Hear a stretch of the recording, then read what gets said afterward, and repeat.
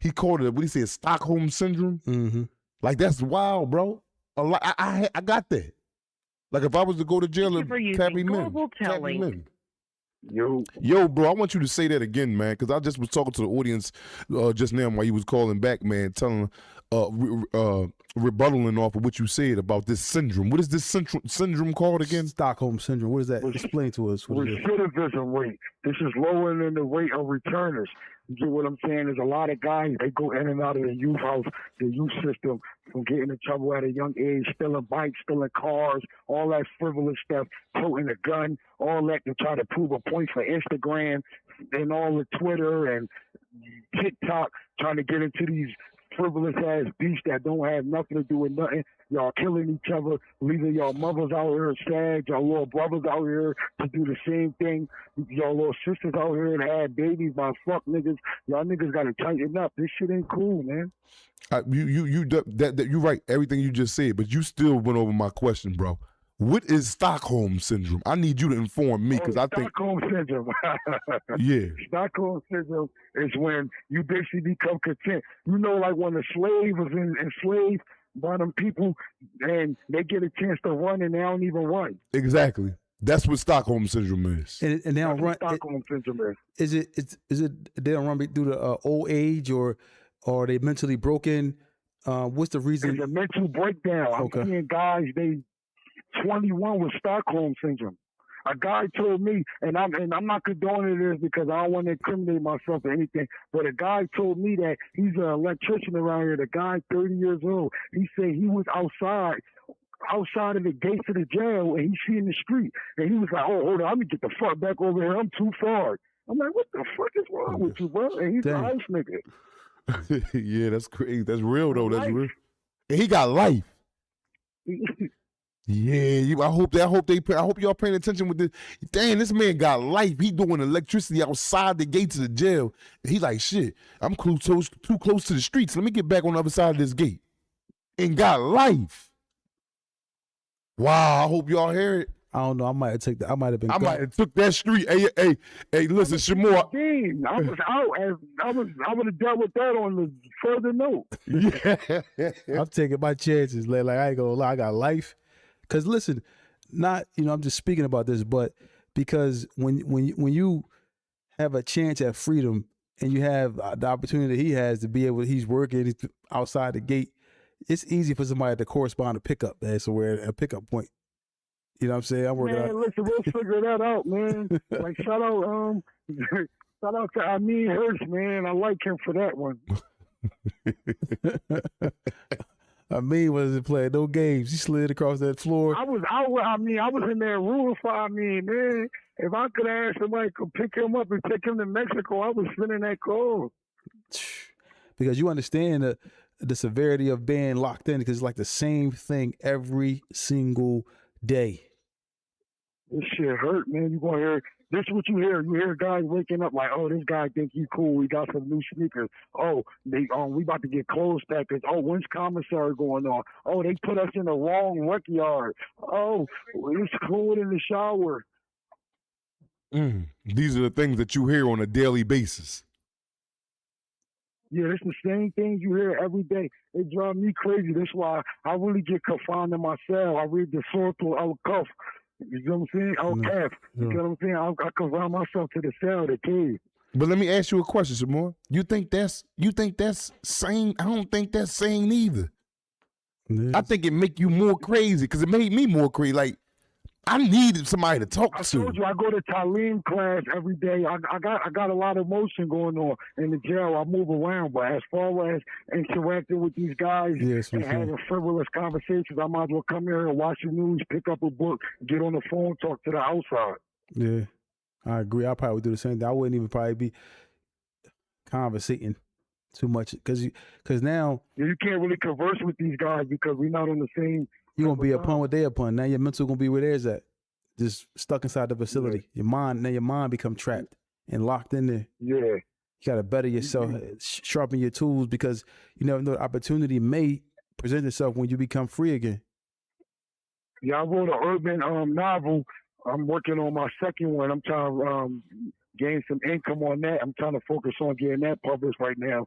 So the publishing on that, working on my case, and studying Islam is really, that wraps up my day. If you were to be released today or tomorrow, what's the first thing you're going to do? If I get released today or tomorrow, I'm going to the masjid offering salat. Wow. Let me ask you a question. How old is your mother? You said who?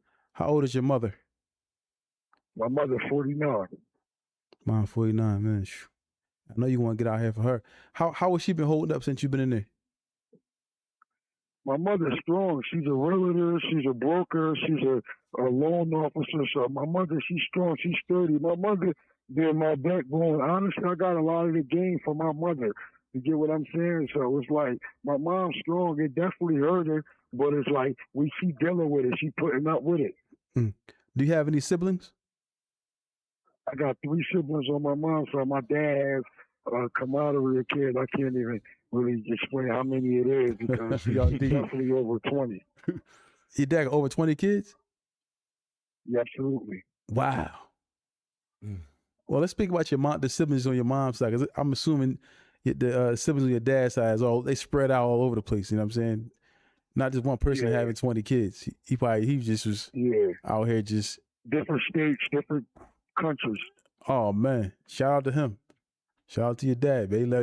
He lived his life. Yo, so you're sitting with your mom. Is these boy, girl, male, female?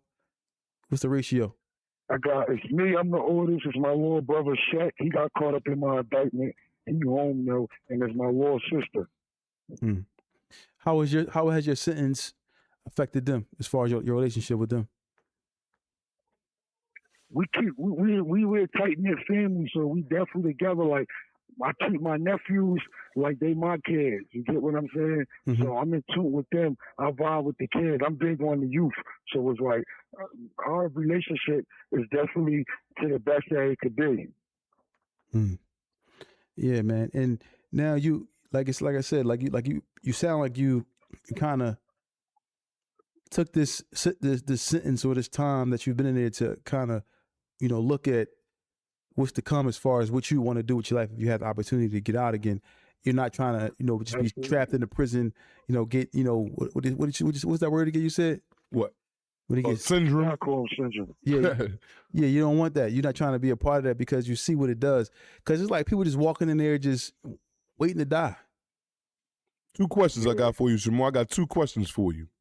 One question is, I'm probably quite sure, because one thing about us convicts, man, we keep our ears to the street closer to the niggas that's in the street.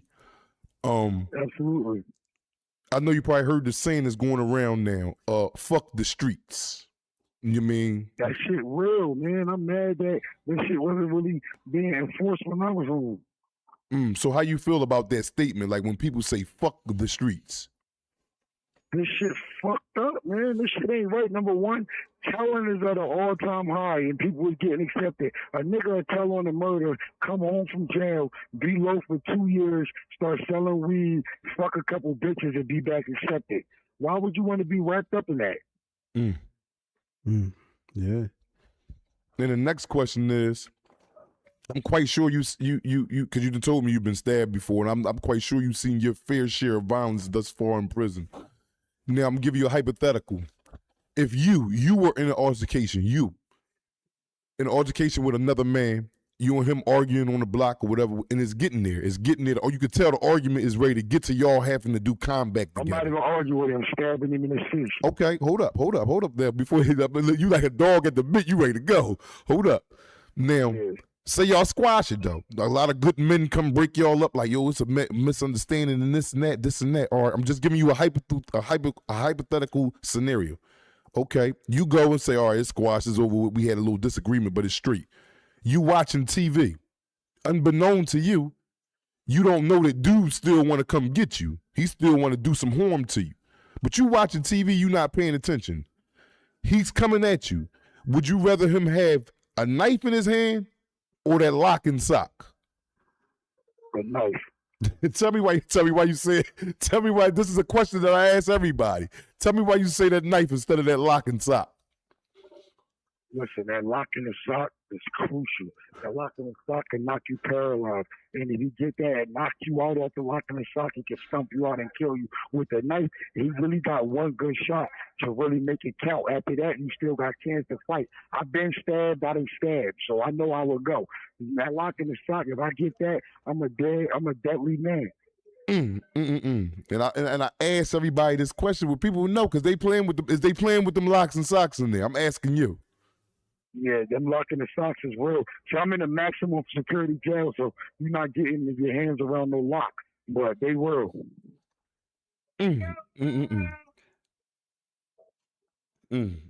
Was that count time? They said. I heard them say count time. Yeah, they speaking on count time. Man, boy, I hope everybody paying attention, man. You got to go through this if you go to prison, man. And you will. How was it for counting y'all in there? Do you got to stand up and be? Because in the feds, at certain counts, you had to be up out your bed, feet on the floor. No, you just got to go in the shower when it's count time, man. Right now, it was just, there's the guys, they was getting in the shower, they was getting on the kiosk and all that, getting on JPay and all that, they lollygagging. So they just got to go in their cell. I want a single cell joint, man. So it's like everybody locked in. So in their own cell by themselves. So we just got to head to your cell. Let me ask you this. Okay. Let me ask you this. This is something that I know, and I know that you know, but I want you to explain it to the audience. Do you run around in there with shower shoes on or your boots on all day when you are out? No sliding on the island. And what does that mean, boy? What does that mean? Don't be running around here slipping and sliding with your slippers on. You look like a victim. You look like you get what I'm saying? Anything can happen. You in a maximum security zone. Niggas can just start shaking. It could be the Muslims versus the Bloods versus the Crips, the Bloods versus the Bloods, the white people versus the blacks. Anything can happen. You got slides on, so you slide on the island. No sliding on the island. On the island. My sneakers are strapped up like I'm in the army. Yeah. Wow, man. So it's like, that's see, people don't understand that. We're laughing about it, but prison is a whole different world, man. A lot of times, a lot of these young guys, man, they out here and they pacified by the mom buying them things and taking care of them, or and sometimes they roll out to the streets because they just feel like they want to be cool. And then they get to prison and they don't understand that prison is a whole different world. It's like, you gotta learn on the job, you gotta learn fast. Let me ask you this, Shamor. Would you say prison changed you? I'm gonna be honest with you. Prison ain't changed me. The circumstances that came about me going to prison changed me. I respect that. Because I tell a lot of people, a lot of these young kids I talk to, I say one thing about it. Prison is definitely a teacher. It is one of the top teachers. You learn some of your best lessons from prison. Damn, man, I just hope that, you keep your head on straight, man. I hope that you get whatever you got coming to you, man. Like I said, you could reach out to us, man, at any given time, man. You a part of our family, man. You were the struggle, man. I come from that, man. I learned my lesson. Like I said, again, Tales from the Jail is not to glorify jail or wear it as a badge of honor, but it's just a goddamn fact. So we got to talk about it. You know what I'm saying? And absolutely, Tawfiq. It's nice to get to know you too, man. And sure. You already know, Black man, we locked in, man. You already know how I go, man. I know y'all just heard them call count time, man. I just want to give a little quick shout out to the jail. My man Abu Bakr Brown, man, he's serving 22 years for it. You have 1 minute remaining. The locked up going on 15. My man Raj Rose, he's serving 38 and a half for attempted murders. He's been locked up for about the same time. You get what I'm saying? Well, tell them where they can find you at. You got an Instagram page? Because it's going to be one of the people who want to tap in. Instagram, man. I'm Global Midtown on Instagram. Global Midtown on Instagram. You can find me. I'm active at all times. If you know, you know. Man, it was good talking to you, bro, man. Keep your head up and we can stay in contact, bro. You already know, man. Assalamu alaikum, man. Everybody that was listening, I appreciate y'all for tuning in. Well, Yeah, man. I hope y'all, this man has 45 years, man. He has to deal with that, man. Hopefully, things work out for him in his favor. But as of now, what's etched in stone is that 4 or 5 they gave him. That is his reality. Not to say he can't come from underneath it, but as of now, he has 45 years to do in prison, man. Until they overturn, sign something, a gate open up, or he can escape. He will be there until otherwise. Yeah, a lot of times, people, I don't want to say this, but we don't, the young people, old people, like you said, that second to think, because your freedom is on the line, your life is on the line. And we don't always think a lot of times when we face with these pressures or adversities that come at us, and we don't always think clear-headed when we should, because you just never know. A small fight can turn into somebody dying, losing their life. All you gotta do is hit their head or, fall. And even if you don't get a life sentence, you might be getting 10 years, 5 years. It's all time away from your family, in a place of where you don't want to be. So it's just best to just think things through, man. Take your time, man. Change your companionship. Stop hanging in the streets. Stop hanging on the corners. Stop selling drugs. I know all this stuff sounds cliche and easy, like we're saying, like it's easy to do, but it's what's best for you. It's what's best for your life, man. I just, we come from that. We had talked the other day about, just the hood and so forth. So in the hood teaches you these bad traits, these bad things. You can learn some good qualities from being in the hood. It teaches you a lot of good qualities, but sometimes we just get caught up in looking at the actual, beautifying the gang violence and the guns and the drugs and whatever else, and those things that look attractive to you is going to put you in prison for a very long time. Sometimes, a lot of times, most of the time. I wanted to reiterate on what you just said. How we always say the extra 2 to 3 seconds of thinking could change you, could cause you to either go to jail for life, die, or be alive. And me and a co-defendant that was up here before, T.Y., shout out to T.Y., stand up. He probably driving the 18-wheeler somewhere over the country. Keep working, bro.